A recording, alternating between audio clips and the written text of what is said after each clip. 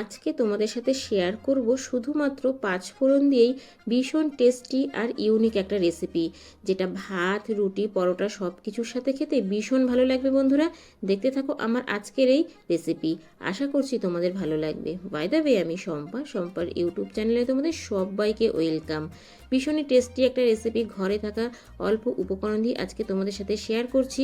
চলো বন্ধুরা, দেখে নেওয়া যাক আমার আজকের এই ভীষণ টেস্টি ইউনিক রেসিপি। এই রেসিপিটা করার জন্য আমি এখানে কুমড়ো নিয়েছি বন্ধুরা। এখানে প্রায় 800 কুমড়ো আছে। কুমড়োটাকে আমি এবার কেটে নেব। আজকে তোমাদেরকে কুমড়ো আর আলু দিয়ে এমন একটা রেসিপি শেয়ার করছি যেটা ভাত, রুটি, পরোটা সব কিছুর সাথেই খেতেই ভীষণ ভালো লাগবে। দেখতে থাকো রেসিপিটা। দেখো, আমি ওপরে যে দানা আছে সেই দিকটা একটু কেটে নিচ্ছি প্রথমে।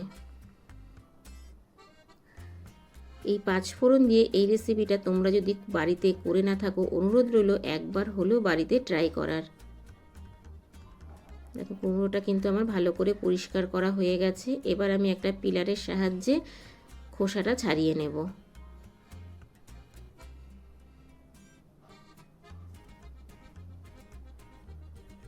দেখো বন্ধুরা, খোসাটা কিন্তু আমার ছাড়ানো হয়ে গেছে।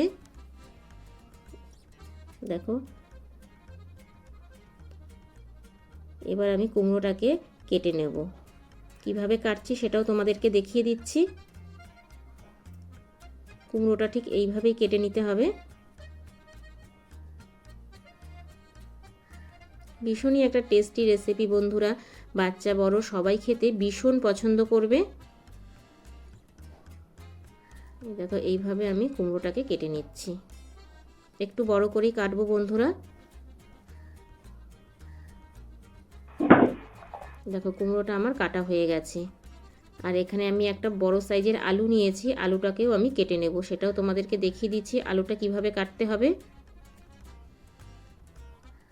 আলুটাকে আগে থেকেই আমি ছুলে নিয়েছিলাম। এই দেখো, এইভাবে আলুটাকে কেটে নিতে হবে। আলুটা কাটা হয়ে গেছে। আলু আর কুমড়ো আমি বাটিতে তুলে নিয়েছি, তবে আমি ভালো করে দুবার জল পাল্টে কুমড়ো আর আলুটাকে আরেকবার ধুয়ে নেব। আর এইদিকে দেখো, গ্যাসে আমি কড়াই বসিয়ে দিয়েছি। আর যেই পাঁচফোড়নটা আমি নিয়েছিলাম সেই পাঁচফোড়ন থেকে কিছুটা পাঁচফোড়ন, বেশিরভাগ পাঁচফোড়নটাই আমি কড়াইতে দিয়ে দিলাম একটা শুকনো লঙ্কা মাঝখানে ফাটিয়ে। এবার ভালো করে আমি একটু ভেজে নেব। পাঁচফোড়ন থেকে যখন খুব সুন্দর একটা গন্ধ ছাড়বে, তখন আমি পাঁচফোড়নটাকে তুলে নেব। তুলে মিক্সিতে গুঁড়ো করে নেব। পাঁচফোড়নটা তুলে নিচ্ছি বন্ধুরা। এই যে পাঁচফোড়নটা কিন্তু খুব সুন্দরভাবে ভাজা হয়ে গেছে। এবার ওই কড়াইতেই আমি দিয়ে দিলাম সামান্য তেল। আর যেই পাঁচফোড়নটা আমি একটু তুলে রেখেছিলাম সেটা ফোড়ন দিয়ে দিলাম দুটো তেজপাতার টুকরো। আর দিচ্ছি একটা শুকনো লঙ্কা মাঝখানে ফাটিয়ে। এবার ফোড়নটা একটু ভালো করে ভেজে নেব। ভীষণই টেস্টি একটা রেসিপি, একদম সিম্পল রেসিপি, কিন্তু খেতে অসাধারণ হয় বন্ধুরা। এবার আমি কেটে রাখা আলুগুলো দিয়ে দিলাম।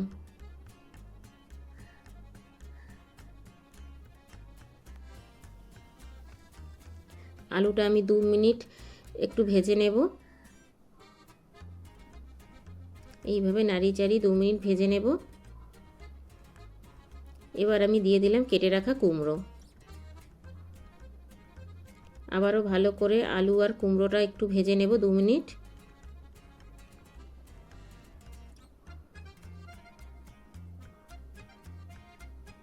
একটু সময় নিয়ে সব টিপস ফলো করলে একটা সাধারণ রান্নাও যে এতটা অসাধারণ হয় তোমরা বাড়িতে না করে খেলে বুঝতে পারবে না বন্ধুরা। এবার আমি ঢেকে দেবো 5 মিনিটের জন্য, গ্যাসের ফ্লেমটা লো টু মিডিয়াম করে। ফিরে আসছি 5 মিনিট পর। দেখো বন্ধুরা, ঢাকনাটা তুলে দিলাম।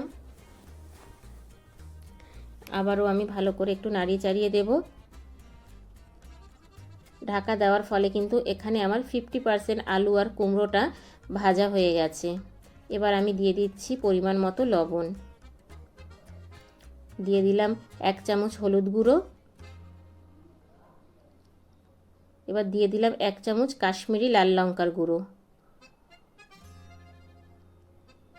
ভালো করে আবারও কষিয়ে নেব। এই রেসিপিটা কিন্তু একটু মিষ্টি মিষ্টি হবে খেতে। একটু ঝাল একটু মিষ্টি দারুণ লাগে খেতে বন্ধুরা। তোমরা ভাত রুটি পরোটা সব কিছুর সাথেই খেতে পারবে। এবার আমি দিয়ে দিলাম একটা ছোট সাইজের টমেটো, আর দিয়ে দিলাম দুটো কাঁচা লঙ্কা মাঝখানে চিড়ে। দেওয়ার পর আবারও ভালো করে একটু নাড়ি চাড়িয়ে দেবো। ভালো করে আমি একটু সময় নিয়ে এটা কষিয়ে নেব।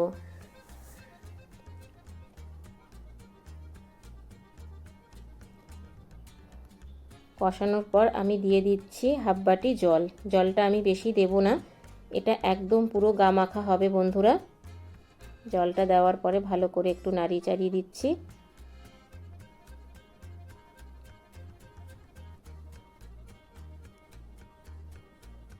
একটু ফুটতে দেব। এইভাবে যখন ফুটে আসবে তখন গ্যাসের ফ্লেমটা লো টু মিডিয়াম করে আবারও আমি 4-5 মিনিটের জন্যে ঢেকে দেব। ফিরে আসছি বন্ধুরা 5 মিনিট পরে। তবে গ্যাসের ফ্লেমটা কিন্তু লো টু মিডিয়াম রাখবে। দেখো বন্ধুরা ফিরে আসলাম 5 মিনিট পর। এবার কিন্তু আমার আলু আর কুমড়োটা খুব ভালোভাবেই সিদ্ধ হয়ে গেছে, দেখেই তোমরা বুঝতে পারছো। আর জলটা কিন্তু অনেকটাই টেনে গেছে।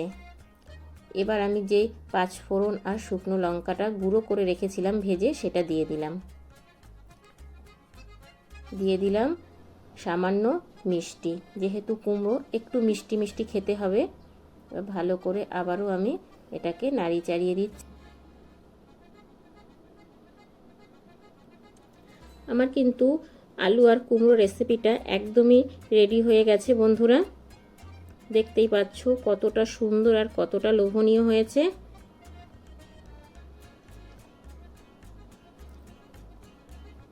এবার আমি এর মধ্যে দিয়ে দেব 1 চামচ সাদা তিল। তিলটা দেওয়ার পরে আমি গ্যাসের ফ্লেমটা বন্ধ করে দেব বন্ধুরা। আর এই তিলটা দিলে কিন্তু খুব ভালো লাগে খেতে, অবশ্যই তিলটা দেবে। এবার আমি ঢেকে দিলাম 5 মিনিটের জন্য স্ট্যান্ডিং টাইমে। গ্যাসের ফ্লেমটা বন্ধ করে দেব। ফিরে আসছি 5 মিনিট পর। দেখো বন্ধুরা কতটা সুন্দর দেখতে হয়েছে, খেতে কিন্তু অসম্ভব মজার হয়েছিল।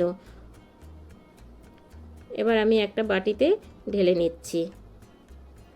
ভীষণই টেস্টি একটা রেসিপি বন্ধুরা, একদম সাধারণ রেসিপি, একদম অসাধারণ টেস্টিতে করে তোমাদেরকে আজকে দেখালাম আলু আর কুমড়ো 5 ফোড়ন দিয়ে।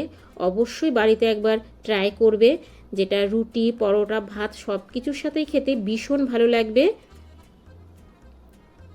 বাচ্চা থেকে বড় সবাই ভীষণ পছন্দ করবে। বাড়িতে একবার হলেও বানিয়ে আমাকে কমেন্টস করে জানাবে আমার আজকের এই আলু কুমড়ো 5 ফোড়নের রেসিপিটা কেমন লাগলো।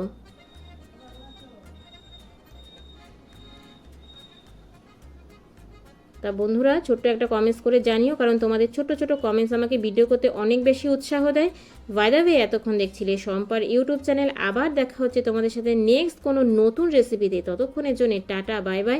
সবাই ভালো থেকো সুস্থ থেকো। আর আমার চ্যানেলে যদি কেউ নতুন ভিজিট করে থাকো, আমার চ্যানেলটাকে সাবস্ক্রাইব করে পাশে থাকার বেল আইকনটা অল করে দিও। যখনই আমি নিত্য নতুন ভিডিও আপলোড দেব তোমাদের কাছে পৌঁছে যাবে।